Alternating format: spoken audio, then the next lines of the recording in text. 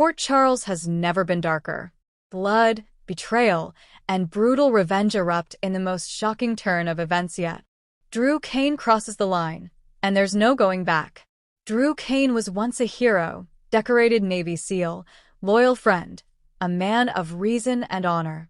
But Port Charles has a way of twisting even the best intentions into a storm of rage and regret. And Drew had finally had enough. Months of betrayal, deceit, and heartache had unraveled the thread of his patience. He tried to rise above it all, tried to move on after losing everything. Scout's custody battle had worn him down, Carly's push and pull exhausted him, and Curtis Ashford, the man he once respected, had betrayed him in the worst way possible. It started with the investigation.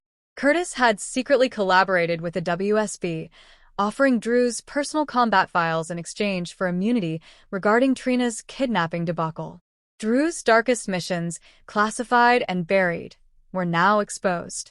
The fallouts were immediate. Drew lost a major business contract. His ex-military colleagues ostracized him. He was painted as a mercenary, a killer for hire, all thanks to Curtis' betrayal. But Curtis didn't stop there. Curtis' cousin, Tobias Ashford, a criminal informant in Baltimore, gave false statements to federal prosecutors linking Drew to illegal operations during his time at Aurora Media. And Curtis' estranged uncle, Jerome Ashford, had leaked Drew's sealed psychiatric reports from his captivity under Helena Cassadine. That information was then used against him in Scout's latest custody hearing. Sam filed for full custody, citing mental instability. Drew lost joint custody. Drew had tried to play by the rules. He tried the courts. He tried appeals. He begged Sam for compassion. He confronted Curtis. Nothing worked. Something inside Drew snapped. Curtis and Portia were enjoying a quiet evening at the Savoy when the news broke. Police scanner chatter blared from a nearby officer's radio. Shots fired. Corner of 10th and Wendell. One male DOA. Identity confirmed. Tobias Ashford. Curtis stood, paralyzed. Tobias? What the hell was he even doing in Port Charles? The camera cuts to a shadowed alley. Tobias had been lured there by a burner phone message from Agent Shaw, an invented identity Drew created. Tobias had shown up expecting to be debriefed. Instead, Drew was waiting in full tactical gear, emotionless, efficient. He didn't speak. He didn't give Tobias time to run. 2 shots. One to the chest, one to the head. Clean. Precise. No hesitation. Back at the Metro Court, Anna Devane got the preliminary report and immediately knew this wasn't random. That kill was military. Cold. Intentional. Dante overheard and whispered, "You think it's Drew?" Anna's silence said everything. Jason Morgan, having returned recently to Port Charles, noticed Drew's demeanor had changed. His twin had grown colder, distant. When Jason found a locked drawer in Drew's Aurora office filled with surveillance photos of Curtis, Tobias, Jerome, and even Portia, he realized something dark was brewing. Jason warned Carly, who is now reconnecting with Drew romantically after Sonny's spiral with Ava. "He's not in his right mind," Jason said. "He's calculating something. I think he's planning more." Carly, torn between loyalty and logic, confronted Drew at his penthouse. "You killed Tobias, didn't you?" Drew didn't deny it. "He ruined my life. Curtis sold me out. You think I should just move on?" Carly's voice shook. "This isn't you, Drew. Please, we can fix this." But Drew wasn't interested in fixing anything anymore. "You know what they say about broken men, Carly? We're just looking for something sharp to bleed on." Curtis, now reeling from Tobias' death, tried to make peace with Jerome, the last family member who knew the truth about the setup against Drew. But Jerome refused to go into hiding. "I don't owe that ex-Navy psycho anything," he said arrogantly. Big mistake. Jerome was attending a fundraiser at the Charles Street Foundation when the power cut out. In the chaos, guests were evacuated.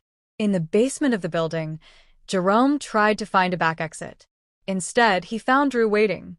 "You took my mind, my daughter, and my honor," Drew growled. Jerome spat.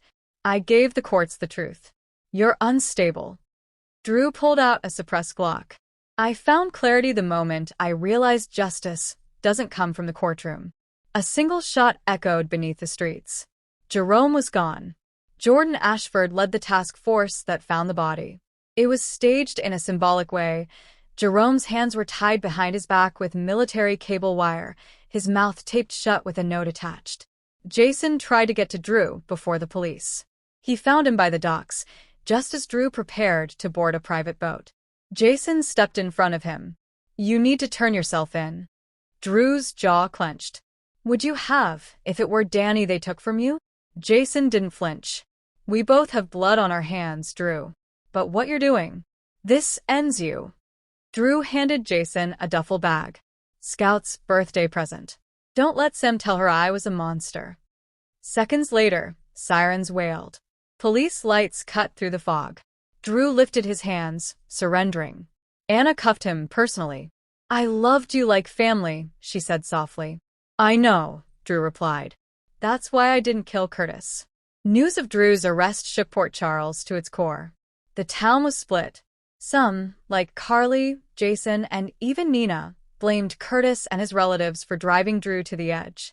Others, like Jordan, Portia, and TJ, were disgusted by Drew's actions, believing he chose vengeance over justice. Sam was silent. For once, she didn't fight Drew in court. Scout was allowed a private goodbye visit at Pentonville. Drew broke down. "I'll always love you, Scout. Be better than me." At Curtis' bar, the guilt weighed heavily. He looked at the drink in his hand, shaking. Portia whispered, "You didn't pull the trigger." Curtis replied, "No. I just built the gun, loaded it, and handed it to a man with nothing left to lose." Diane Miller agreed to represent Drew, though reluctantly. "You're guilty," she said. "The only chance you have is a mental health defense." But Drew didn't want to play the insanity card. "I was more sane killing them than I was pretending to forgive them." At the arraignment, Sonny Corinthos made a rare appearance in court. He sat silently in the back row, his eyes fixed on Drew. During a recess, Drew was led past him. He stopped. "You used to be the scariest man in Port Charles." Sonny replied, "And now you are." Outside the courtroom, Curtis faced the press, giving a public statement. "My cousin and uncle weren't saints. They made mistakes. But nobody deserves vigilante justice. I regret what happened to Drew Cain, but I'll carry that weight for the rest of my life." Carly was devastated. Not only had she lost Drew, but the town now treated her like collateral damage. Jocelyn confronted her. "You stood by him after the first murder. Why?" Carly answered honestly, "Because I saw the pain before the rage." Jason, now reuniting with Danny and trying to heal the damage, visited Drew in prison. "You don't have to rot here." "I'm not looking for escape," Drew said. "I'm looking for peace." Jason nodded. "Then make peace with Scout. Write her. Tell her everything. The truth, not just the hero parts." Drew picked up a pen. The deaths of Tobias and Jerome created a ripple effect. Tobias' sister, Zahara Ashford, a hardened DEA agent, arrived in Port Charles determined to take Curtis down, blaming him for the chain of events that led to Drew's revenge spree. Zahara swore to investigate everyone tied to Curtis, including Portia's past. Meanwhile, a new anonymous figure sent Jordan a package. Inside was footage of Jerome and Tobias meeting with a WSB agent who was secretly pulling strings, the real mastermind behind the betrayal of Drew Cain. The note read, "You buried the real enemy. Now dig deeper." Scout received a letter on her 11th birthday. Sam hesitated, but let her read it.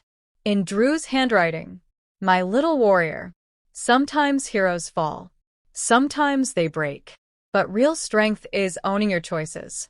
I won't be there to walk you to school or scare away your first boyfriend. But I will always be with you. In the stars. In your heart. And in every brave choice you make. Be better than me. Always. Love, Dad." Sam wiped a tear. For a moment, the courtroom, the press, the chaos, it all disappeared. What remained was the pain of a little girl who lost her father to revenge. Drew Cain, once Port Charles's moral compass, now sat behind bars, a fallen hero consumed by righteous fury. The Ashford family lay broken, haunted by their part in the unraveling of a man who once only wanted peace. And yet, in the shadows, new forces stirred. Zahara Ashford was digging. Anna Devane was questioning the WSB. And Jason Morgan was watching. Because in Port Charles, one man's downfall is always another man's awakening. And the war was far from over.